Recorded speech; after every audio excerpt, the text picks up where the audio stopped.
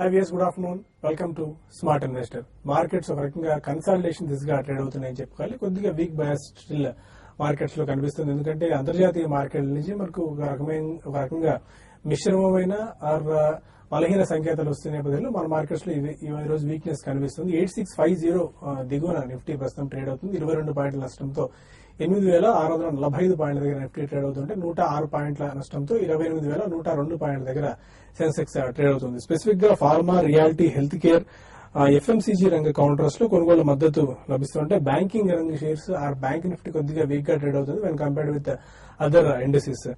Banking, finance, infra, telecom రంగ shares లో మాత్రం కొద్దిగా అమ్మకాల ఒత్తిడి మనకు కనిపిస్తుందని చెప్పుకోవచ్చు. ప్రధానంగా జీఎస్టీకి సంబంధించి ఒక క్లారిటీ ఇంకా రావాల్సిన అవసరం ఉంది. జీఎస్టీ అమెండ్మెంట్ బిల్ ఇవాళ పార్లమెంట్ లో ప్రవేశపెట్టారు. దీనికి సంబంధించి తీవ్ర స్థాయిలో చర్చ జరిగిన తర్వాత ఒక క్లారిటీ మనకు రావచ్చు. బట్ స్టిల్ ఆ స్టాండర్డ్ రేట్ 17 to 18% ఉంచుతారా, లేకుంటే ఆ రేట్స్ లో ఏమైనా చేంజ్ ఉంటుందా లేదా మనకి ఇంకా తేలాల్సిన అవసరం ఉంటుంది.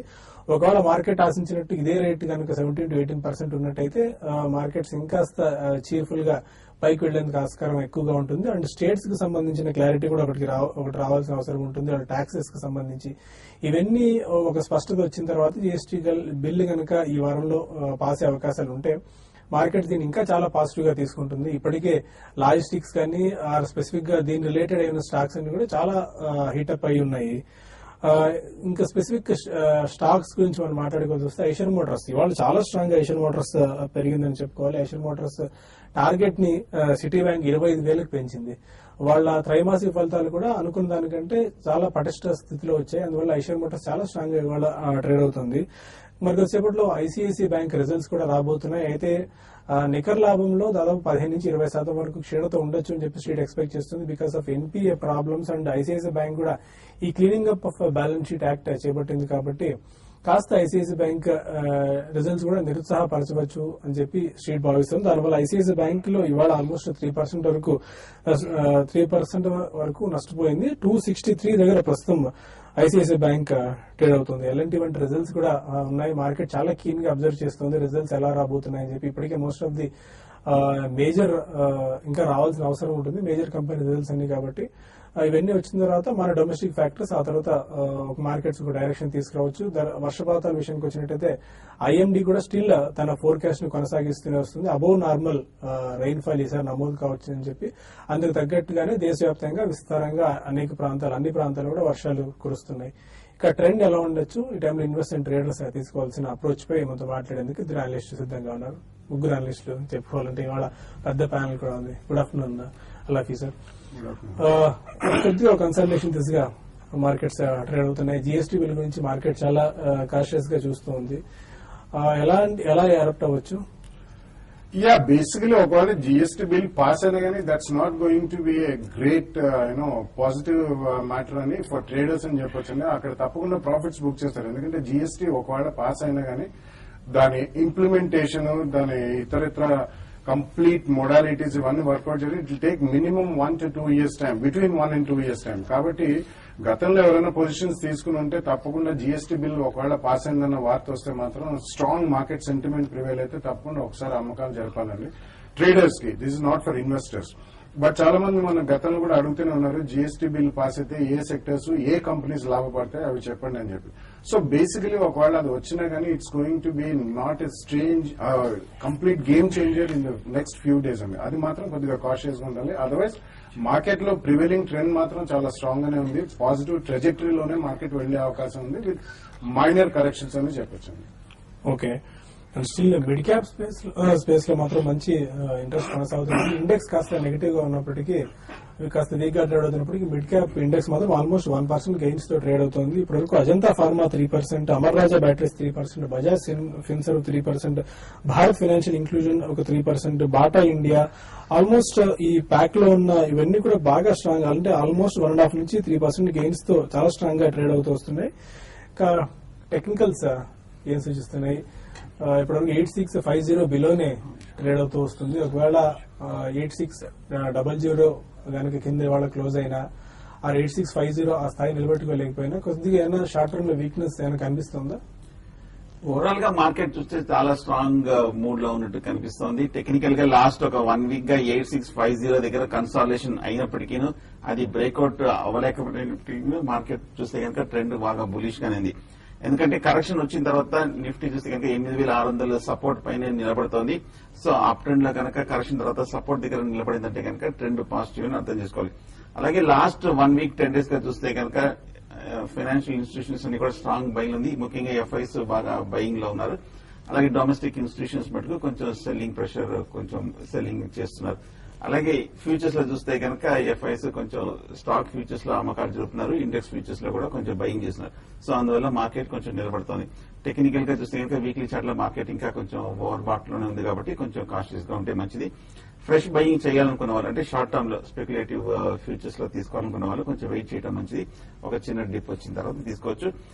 నిఫ్టీ కనుక ఇవాళ 8650 పైన కనుక క్లోజ్ అవుతాయి మటుకు ఫర్దర్ అప్ ట్రెండ్ ఇంకా నెక్స్ట్ టార్గెట్ 88 వరకు కూడా వెళ్ళే అవకాశం ఉంది. ఒకవేళ ఏమన్నా కొంచెం 86 కింద కనుక ట్రేడ్ అయ్యి దాని కింద క్లోజ్ అవుతాయి మటుకు మార్కెట్ లో కరెక్షన్ వచ్చే అవకాశం కనిపిస్తుంది. బట్ కానీ ఇమీడియట్ గా ఇవాళ ట్రెండ్ చూస్తుంటే కనుక పెద్ద ఏమి డౌన్ సైడ్ రిస్క్ లేదనిపిస్తుంది. సో ఈ అప్ ట్రెండ్ కానీ లేదంటే నెక్స్ట్ వీక్ కన్సాలిడేషన్ కానీ కంటిన్యూ అయ్యే అవకాశాలు కనిపిస్తుంది. ఓకే, ఇక ఎఫ్&ఓ స్పేస్ ఎలా ఉంది? ఈ సిరీస్ లో అంటే లాస్ట్ సిరీస్ నుంచి ఈ సిరీస్ ఏ రోల్ ఓవర్స్ ఎక్కువగా జరిగాయి? ఆప్షన్స్ కి సంబంధించి ఎలాంటి డేటా మీరు చెప్తున్నారు?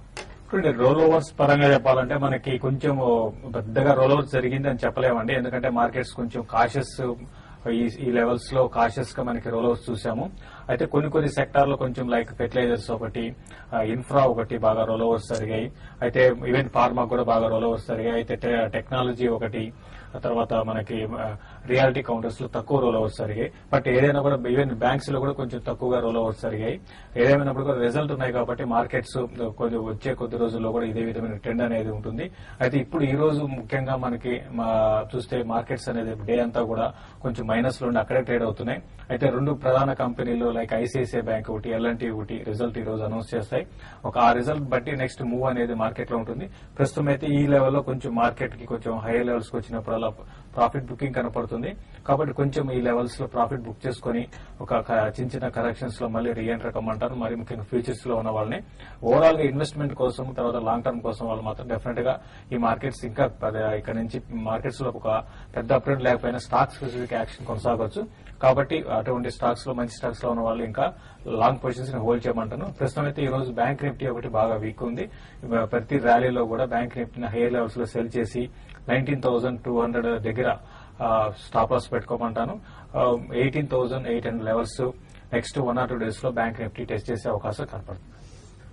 ఓకే, ఇక్కడ కొంతమంది కాలర్స్ లైన్ లోను. ఫస్ట్ కాల్ హైదరాబాద్ నుంచి సుధా. హలో, అడగండి సుధా గారు. నమస్తే అండి. బాలాగారిని అడగాలి. మేము సిప్ ద్వారా గ్రూప్ ఫైనాన్స్ లో ఇండిగో లాస్ట్ మంత్ నుంచి తీసుకుంటున్నాము. 2 years వరకు తీసుకుందామని. ఎలా ఉంటుంది దాని ఫండమెంటల్స్ కంటిన్యూ చేయొచ్చు, ఎలా ఉంటుంది అనుకుందామని. గ్రూప్ ఫైనాన్స్ అండ్ ఇండిగో అండి. గ్రూప్ ఫైనాన్స్ ఇండిగో తీసుకోవచ్చా? గ్రూప్ ఫైనాన్స్ డెఫినెట్లీ మీరు కంటిన్యూ చేయమని చెప్తానండి సిప్ ద్వారా. బట్ ఇండిగో మీరు చేస్తున్నది ఇప్పుడు దాకా చేసింది ఉంచండి. బట్ ఒకవేళ ఏదైనా మీకు సడన్లీ రిజల్ట్స్ పరంగా కానీ ఏదైనా ఒక కార్పొరేట్ అనౌన్స్మెంట్ వచ్చి సడన్లీ స్పర్ట్ ఏమైనా వస్తే మాత్రం ఎయిర్లైన్ స్టాక్స్ లో కొద్దిగా ప్రాఫిట్ బుక్ చేస్తున్నారు ఎప్పటికప్పుడు. So group finance definitely SIP ద్వారా కంటిన్యూ చేయొచ్చు. అలాగే మీరు మంచి private sector bank or a non banking financial services కంపెనీలో మంచి సిప్ చేస్తే next 3, 4, 5 years excellent business visibility ఉన్న సెక్టర్ అండి ఇది. కాబట్టి అటువంటి వాటిలో మీరు చేయండి. ఇండిగోలో మాత్రం ఇప్పటిదాకా చేసింది చేసి తర్వాత ప్రాఫిట్ బుక్ చేయండి. రెస్ట్ ఆఫ్ ఇట్ నేను చెప్పినట్టు ఈ సెక్టర్ లో చేసుకోవచ్చు. హైదరాబాద్ నుంచి రాము మరొక సార్ నమస్కారం అండి. నమస్కారం అండి. శేషి గారు చెప్పానండి సార్. అవునండి. ఐసిఐసిఐ బ్యాంకు 266 రూపాయలు తీసుకున్నామండి. ఓకే, నాకు 1 year అవుతుంది. ఓకే. ఇవాళ అది రిజల్ట్ ఎట్లా ఉంది, మరి ఉంచమంటారా తీసేయమంటారా? మీరేం లాంగ్ టర్మ్ నుంచి తీసుకున్నారా? అంటే ఒక 1 year టైం తీసుకున్నాను అది. ఓకే, ఇంకా రిజల్ట్స్ రాలేదంటే రిజల్ట్స్ అనౌన్స్ చేస్తారు. 266 రూపీస్ లో ఐసిఐసిఐ తీసుకున్నారు. ఒకటే రిజల్ట్ నెగిటివ్ గా అంటే పెద్దగా బాగుండవని ముందే స్ట్రీట్ ఎక్స్పెక్ట్ చేసిందండి. కాబట్టి దాని గురించి స్టాక్ లో కూడా ఈ రోజు మనకి డే అంతా కూడా మనకి కొంచెం ప్రాఫిట్ బుకింగ్ రీసెంట్ గా బాగా పెరిగింది కాబట్టి కొంచెం షార్ట్ టర్మ్ కోసం ప్రాఫిట్ బుకింగ్ అనేది కౌంటర్ లో కనపడుతుంది. బట్ మీరు లాంగ్ టర్మ్ అంటున్నారు కాబట్టి డెఫినెట్ గా హోల్డ్ చేయమని చెప్తాను. ఈ క్వార్టర్ తర్వాత నెక్స్ట్ క్వార్టర్ కూడా కొంచెం అసెట్ క్వాలిటీ పెద్దగా ఇంప్రూవ్మెంట్ అయితే ఉండకపోవచ్చు. కాబట్టి దాని దృష్టిలో పెట్టుకుంటే కొంచెం స్టాక్ లో కూడా కరెక్షన్ రావచ్చు. అయితే మేజర్ కరెక్షన్ అయితే రాకపోవచ్చు అండి. 4 to 5% ఇక్కడ నుంచి పడడానికి అవకాశం ఉంటుంది. ఇన్వెస్ట్మెంట్ కోసం అంటున్నారు కాబట్టి హోల్డ్ చేసుకోండి. ఇంకా డీప్ కరెక్షన్స్ దీన్ని ఫర్దర్ కూడా యాడ్ చేసుకోమని చెప్తానండి. ఓకే, ఇక మరిన్ని కాల్స్ అండ్ ఈమెయిల్స్ తీసుకునే ముందు స్మార్ట్ ఇన్వెస్ట్ లో చిన్న బ్రేక్ తీసుకుందాం.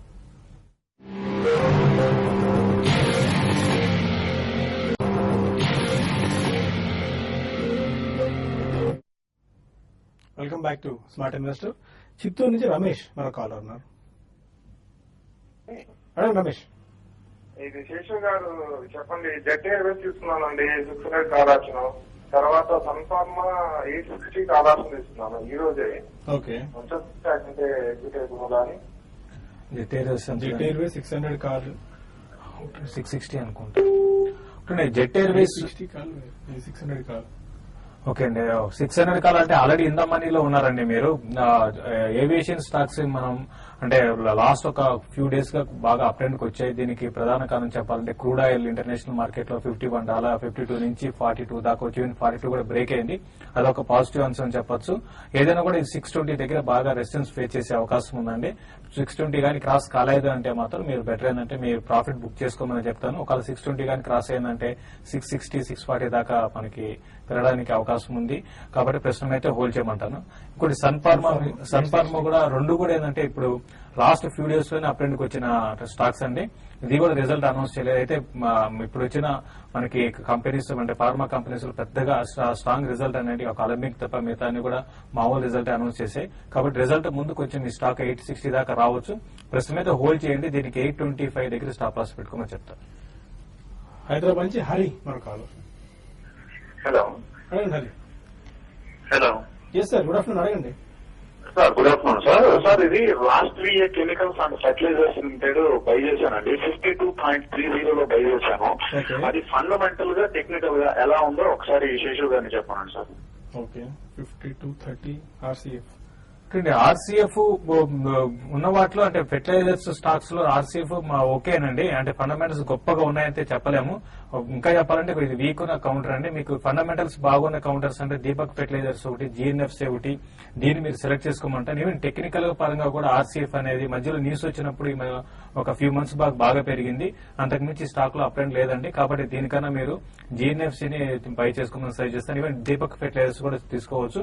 టెక్నికల్ గా 56, 58 దగ్గర రెసిస్టెన్స్ ఫేస్ చేయొచ్చు. ఇప్పుడు కొంచెం మార్కెట్ స్ట్రాంగ్ ఉన్నాయి కాబట్టి ఇది ఆ లెవెల్ దాకా రావడానికి అవకాశం ఉన్నది. విజయవాడ నుంచి మూర్తి మరో కాల్. అడగండి మూర్తి. నమస్కారం అండి శేష్ గారు. నా దగ్గర కేఈసీ ఇంటర్నేషనల్ 135లోను, లైట్ ఎలక్ట్రికల్స్ 235లోను ఉన్నాయండి. మీకు లాంగ్ టైం కోసం అది పెట్టుకోవచ్చా? మీకు ఎంత దాకా ఎక్స్పెక్ట్ చేయొచ్చు? సెకండ్ స్టాక్ ఏదండి? లైట్ ఎలక్ట్రికల్స్ ఒకటి, కేఈసీ ఇంటర్నేషనల్ ఒకటి. 235 light electricals, 136 KEC international. Okay, KEC international లో ఒక టైంలో మనకి చాలా ఫాస్ట్ గా పెరిగిందండి. అయితే ఈ రీసెంట్ లాస్ట్ బుల్ మార్కెట్ లో బాగా పార్టిసిపేషన్ ఉంది. అయితే ఈ బుల్ మార్కెట్ లో మాత్రం కొంచెం సైడ్ వేస్ లో ఉందని చెప్పొచ్చండి. ప్రస్తుతం అయితే హోల్డ్ చేయండి. ఇది కేఈసీ ఇంటర్నేషనల్ కి మనకి టెక్నికల్ పరంగా చెప్పాలంటే 140, 145 దగ్గర రెసిస్టెన్స్ ఉంది. దానిపైనే ఉంది కాబట్టి ప్రస్తుతం 160 వైపు వెళ్లే అవకాశం కనపడుతుంది. ఈవెన్ లాయిడ్ ఎలక్ట్రికల్స్ కూడా ప్రస్తుతం అయితే హోల్డ్ చేయండి. ఇది కూడా కొంచెం కన్సాలేషన్ లో ఉంది. దీంట్లో కూడా ఒక బిగ్ మూవ్ రావడానికి అవకాశం కనపడుతుంది. రెండు కూడా హోల్డ్ చేయమని చెప్తారు. కడప నుంచి విరూపాక్షి. చెప్పండి సార్. సార్ HDFC డాక్యుమెంట్ లో ఇన్వెస్ట్ చేస్తున్నాను సార్ నేను. ఓకే, చెప్తారా? ఒక 4 ఏళ్ళు అయింది. ఓకే, ఇంతకుముందు బాగానే ఉంది సార్. ఇప్పుడేమో సరిగా చూపెట్టలేదు ప్రోగ్రెస్. అవునండి, అవును. అది కంటిన్యూ చేయమంటారా లేకుంటే ఎట్లా? ఓకేనండి. HDFC టాప్ 200 ఆశించిన స్థాయిలో గత కొద్దిగా అంటే ఎగ్జాక్ట్ గా 3 to 4 years నుంచి సరిగా పర్ఫార్మ్ చేయట్లేదు. దీని నుంచి HDFC ఈక్విటీ లెండింగ్ షిఫ్ట్ అవ్వచ్చా? ఈవెన్ HDFC ప్రూడెన్స్ రీసెంట్లీ చాలా స్ట్రాంగ్ గా డివిడెండ్స్ కూడా రిలీజ్ చేస్తున్నారండి, almost month on month basis మీద. సో వీటిలో ఫైనాన్షియల్ పోర్ట్ఫోలియో ఎక్కువ ఉంది. లాస్ట్ 2-3 years లో అంత ఆశాజనకంగా లేదండి performance. Though I'm not an expert. I think ఇప్పుడు సాయి గారు చెప్పిన probably HDFC equity or HDFC prudence లోకి మారితే బాగానే ఉంటుందండి. ఓకే, విజయవాడ నుంచి రాజు మరో కాలం. సార్ నమస్తే సార్, శేషు గారు. నమస్తే అండి. సార్ నాకు ఎల్ఎన్టీ ఈ రేట్ లో తీసుకోవచ్చు సార్. ఎల్ఎన్టీ తీసుకోవచ్చు. తర్వాత బ్యాంక్స్ దాంట్లో SBI తీసుకుంటే బాగుంటుంది సార్. PNB ఈ రేట్ లో ఈ రెండింటిలో ఏది తీసుకుంటే బాగుంటుంది? అంటే ఇన్వెస్ట్మెంట్ గా శాతం దేని గురించి అండి మీరు ఇన్వెస్ట్ చేద్దాం అనుకుంటారా? Long term. లాంగ్ టర్మ్ కంటే మీరు సెలెక్ట్ చేసుకున్న స్టాక్స్ అన్ని కూడా ఓకేనండి. అయితే రీసెంట్ గా అన్ని కూడా బాగా పెరిగాయి కాబట్టి మీరు కరెక్షన్స్ లో మీరు ఎస్బీఐని బై చేసుకోవచ్చండి. అయితే ఇంకా ఎస్బీఐ రిజల్ట్ అనేది ఇంకా అనౌన్స్ చేయలేదు కాబట్టి మీరు రిజల్ట్ వరకు వెయిట్ చేయండి. ఈ క్వార్టర్ రిజల్ట్ తర్వాత మీరు ఎస్బీఐని ఎంతవరకు కరెక్షన్ వస్తుందో చూసుకొని అక్కడ మీరు బై చేసుకోవచ్చు. ఇన్వెస్ట్మెంట్ ఎప్పుడు కూడా కరెక్షన్స్ లోనే బై చేసుకోవాలండి. తర్వాత పిఎన్బి కన్నా ఓరియంటల్ బ్యాంక్ ఆఫ్ కామర్స్ ని సజెస్ట్ చేస్తాను. దాన్ని కూడా మీరు రిజల్ట్ చూసుకొని బై చేసుకోండి. రెండు కూడా SBI and oriental bank long term కి ఇక్కడ నుంచి కొంచెం కరెక్షన్స్ లో బై చేసుకుంటే మీకు 20-25% పర్ యానం రిటర్న్ రావడానికి అవకాశం ఉంటుంది. హైదరాబాద్ నుంచి రంగస్వామి కాల్. హలో అడగండి సార్. సార్, ఇది మేఘమణి ఆర్గానిక్స్ ప్రజెంట్ రేట్ లో ఒక 1 year కోసం బై చేయొచ్చు. మేఘమణి ఆర్గానిక్స్ 1 year గురించి బై చేసుకోవచ్చు. మేఘమణి చూస్తే కనుక మనం గత ఏడాది 18-20 రూపాయల దగ్గర బాగా కన్సాలిడేషన్ అయిన స్టాక్, లాస్ట్ 6 months గా చూస్తే కనుక మార్కెట్ ర్యాలీలో కూడా బాగా పెర్ఫార్మ్ చేసిన స్టాక్ 20 రూపాయల నుంచి 48-49 వరకు ఈ వారం రావడం చూసాము. ఇక్కడ నుంచి ఒక చిన్న 2 రోజులుగా ఒక మైనర్ రియాక్షన్ కూడా మనం చూసాము. టెక్నికల్ గా ఎక్స్ట్రీమ్లీ ఓవర్ బాట్ పొజిషన్ లో ఉంది. ఈ లెవెల్లో హై రేట్ లో చేస్ చేయడం రిస్కే. కొంచెం వెయిట్ చేయండి. ఒకవేళ డిప్ వచ్చిందంటే కనుక 35 దగ్గర సపోర్ట్ తీసుకుంటే కనుక అక్కడ తీసుకోవచ్చు. ప్రస్తుతం అవాయిడ్ చేయడం మంచిది. వెస్ట్ గోదావరి నుంచి రవీంద్ర కాల్. నమస్తే శేష్ గారు. నేను ఓంకార్ స్పెషాలిటీ 200 లోను, ఎస్బీఐ యావరేజ్ ప్రైస్ 245 లోను ఉన్నాయి సార్. ఈ ఓంకార్ స్పెషాలిటీ ఏంటి సార్? అన్ని ముందుకెళ్తుంది, ఇది వెనక వస్తుంది. అసలు మా మార్కెట్ లో ర్యాలీలో పార్టిసిపేట్ చేయట్లేదు. ఏం చేయాలి సార్? దీని గురించి చెప్పండి సార్. ఫస్ట్ ఒకటండి, ఇది లాస్ట్ బుల్ మార్కెట్ లో చాలా స్ట్రాంగ్ గా ఓంకార్ స్పెషాలిటీ 140 లెవెల్స్ నుంచి 250 దాకా వచ్చిందండి. మనకి ఈ రోజే ఓంకార్ స్పెషాలిటీ చూసి ఈ రోజు దగ్గరగా మనకి 8% దాకా వచ్చి అప్ ట్రెండ్ లో ఇప్పుడు ఈ రోజే బ్రేక్అవుట్ వచ్చిందని చెప్పొచ్చు. ఒక్కొక్కటి ఎట్లుంటాయంటే ఒక బుల్ మార్కెట్ లో పార్టిసిపేషన్ స్టాక్స్ మళ్ళీ నెక్స్ట్ బుల్ మార్కెట్ లో పార్టిసిపేషన్ చేయవు. కాబట్టి ప్రస్తుతం అయితే టైం బీయింగ్ ఇది కొంత వీక్ ఉంది. బట్ మీరు లాంగ్ టర్మ్ డెఫినెట్ గా హోల్డ్ చేయమని చెప్తానండి. నెక్స్ట్ 185 దాకా రావచ్చు. ఈ అప్ ట్రెండ్ కొనసాగిందంటే 220 లెవెల్స్ కూడా టెస్ట్ చేయొచ్చు. కాబట్టి కరెక్షన్స్ లో మీరు ఓంకార్ ని మీరు బై చేసుకోమంటాను. ఇంకా ఫర్దర్ కూడా యాడ్ చేసుకోమంటాను. ఎస్బీఐని కూడా మీరు హోల్డ్ చేయండి. రిజల్ట్ వరకు చూడండి. రిజల్ట్ తర్వాత మళ్ళీ స్టాక్ రిజల్ట్ తర్వాత ఇంకొక అప్ ట్రెండ్ రావచ్చు. కాబట్టి హోల్డ్ చేయండి. ఓకే, ఇక కొన్ని ఇమెయిల్ సందేహాలు వచ్చాయి. ప్రసాద్ అడుగుతున్నారు, డీసీబీని 108 లో 6 months బ్యాక్ బై చేశారు. ఇప్పుడు ఆ రేట్ వచ్చింది, హోల్డ్ చేసుకోవచ్చా, అమ్ముకొని బయటికి రావాలా? జిఎస్సీ హౌసింగ్ ఫైనాన్స్ కూడా 312 రూపీస్ దగ్గర కొద్ది రోజుల క్రితం తీసుకున్నాం. ఐ థింక్ హోల్డ్ చేయమని చెప్తానండి రెండు కూడా. ఎందుకంటే కొద్దిగా మళ్ళీ అంటే డీసీబీ గతంలో వాళ్ళు హెవీ బ్రాంచ్ ఎక్స్పాన్షన్ చేస్తున్నారని చెప్పినప్పుడు స్ట్రాంగ్ కరెక్షన్ చూసాం. అక్కడి నుంచి మళ్ళీ రివైవ్ అవుతుంది. వాళ్ళు కూడా అంత అగ్రెసివ్ గా ఎక్స్పాండ్ చేయమని ఉన్నారు. So that's a good sign అండి. జిఎస్సీ హౌసింగ్ ఫైనాన్స్ చాలా రోజుల తర్వాత మళ్ళీ పార్టిసిపేట్ చేయడం అనుకుంటే in terms of fundamentals excellent stock అండి. డివిడెండ్ ఏం కూడా హై ఉన్న స్టాక్. సో ఒక్కొక్కసారి ఈ stock especially government of India company కాబట్టి it's a good clean governance management company. So definitely రెండు కూడా హోల్డ్ చేయమని చెప్తాను. నెక్స్ట్ 1 or 2 years లో మీకు ఎక్సలెంట్ గెయిన్స్ వస్తాయి. కాకినాడ నుంచి ఏఎస్ రావు అడుగుతున్నారు, టాటా కెమికల్ కాల్ తీసుకున్నారు 460 లో. ఎలాంటి సజెషన్ ఇస్తారు? ఎగ్జిట్ పాయింట్ సజెస్ట్ చేస్తారా టాటా కెమికల్స్? టాటా కెమికల్ ఈ ర్యాలీలో చూస్తే కనుక 315 నుంచి మనం 470 రూపాయల వరకు పెరగడం చూసాము. ఈ లెవెల్లో కొంచెం అప్ ట్రెండ్ కి బ్రేక్ పడింది. 470 దగ్గర చాలా స్ట్రాంగ్ రెసిస్టెన్స్ కనిపిస్తోంది. ఈ లాస్ట్ 1 week గా ఆ లెవెల్ దాటలేకపోతుంది. బట్ కానీ అండర్లైనింగ్ ట్రెండ్ ఇంకా చాలా స్ట్రాంగ్ అనేది, హై లెవెల్లోనే పటిష్టంగా ఉంది. కాకపోతే నెక్స్ట్ 1 or 2 ట్రేడింగ్ డేస్ లో కనుక 470 బ్రేక్ అయిందంటే కనుక మీ కాల్ ఆప్షన్స్ కి ప్రాఫిట్ వస్తుంది. అప్పుడు నెక్స్ట్ టార్గెట్ 480-85 వరకు వెళ్లే అవకాశం ఉంది. ప్రస్తుతం అయితే హోల్డ్ చేయండి. కానీ 455 బ్రేక్ అయిందంటే మటుకు ఒక షార్ట్ టర్మ్ కరెక్షన్ వచ్చే అవకాశం ఉంది. కమల్ అడుగుతున్నారు, మీర్జా ఇంటర్నేషనల్ 112 లో, ప్రజ్ ఇండస్ట్రీస్ 94 లో తీసుకున్నారు. షార్ట్ టర్మ్ టార్గెట్స్ ఒకసారి చెప్పండి. Mirza international, Praj industries. మీర్జా చూస్తే కనుక 88-90 దగ్గర మనం లాస్ట్ ఒక 1 or 2 weeks గా బాగా కన్సాలిడేషన్ చూసాము. మార్కెట్ అప్ ట్రెండ్ లో పార్టిసిపేట్ చేయలేదు. ఈ మధ్య ఈ 2 రోజులుగానే ఒక సోల్పర్ రికవరీ మనం చూస్తున్నాము. ప్రస్తుతం హోల్డ్ చేయండి. ఏమైనా కొంచెం పాజిటివ్ న్యూస్ రావటము, లేదంటే కనుక ఇప్పుడు రెసిస్టెన్స్ 98 కనుక బ్రేక్ అయిందంటే మటుకు అప్పుడు అప్ ట్రెండ్ వెళ్లే అవకాశం ఉంది. అది కూడా నెక్స్ట్ టార్గెట్ కూడా దగ్గరలోనే 105 వరకు వెళ్లే అవకాశం ఉంది. ట్రెండ్ అయితే ప్రస్తుతం వీక్ గా ఉంది. అలాగే ప్రాజ్ ఇండస్ట్రీస్ కూడా టెక్నికల్ గా లాస్ట్ 6 months గా సైడ్ వేస్ లోనే ఉంది. 180 మధ్యన కొంచెం ఊగిసలాడుతోంది. వీక్ గానే ఉందనుకోవచ్చు. ఒకవేళ ర్యాలీ వస్తే కనుక రీసెంట్ హై 100 వరకు అంటే 15 రూపీస్ వరకు వెళ్లే అవకాశం కనిపిస్తుంది. అర్జున్ అడుగుతున్నారు, ప్రిజమ్ సిమెంట్స్ 106 లో 1 year బ్యాక్ బై చేశారు. ప్రస్తుతం ఆ రేట్ కి వచ్చింది. ఈ టైంలో ఎగ్జిట్ అవ్వచ్చా? నాట్ ఎ గుడ్ ఐడియా అండి. కరెంట్లీ హోల్డ్ చేయండి. మాన్సూన్ అయిన తర్వాత స్వల్పంగా సిమెంట్ ప్రైజెస్ కూడా పెరిగే అవకాశం ఉంది. ఓవరాల్ సిమెంట్ ప్యాక్ అంతా కూడా స్ట్రాంగ్ ఉంది కాబట్టి కరెంట్లీ కొద్దిగా హోల్డ్ చేయండి. నెక్స్ట్ 1-2 quarters రిజల్ట్స్ అయిన తర్వాత స్పాట్ వచ్చినప్పుడు అమ్మాలి. శ్రీనివాస్ అడుగుతున్నారు బాలా గారికి, లాంగ్ టర్మ్ గురించి అడుగుతున్నారు. NRB bearings and gateway డిస్ట్రీ parks తీసుకున్నాను, బట్ ఈ 2 స్టాక్స్ పెద్దగా ర్యాలీలో పార్టిసిపేట్ చేయటం లేదు. ఈ కరెంట్ ప్రైస్ పాయింట్ లో ఇంకా అక్యుములేట్ చేసుకోవచ్చా?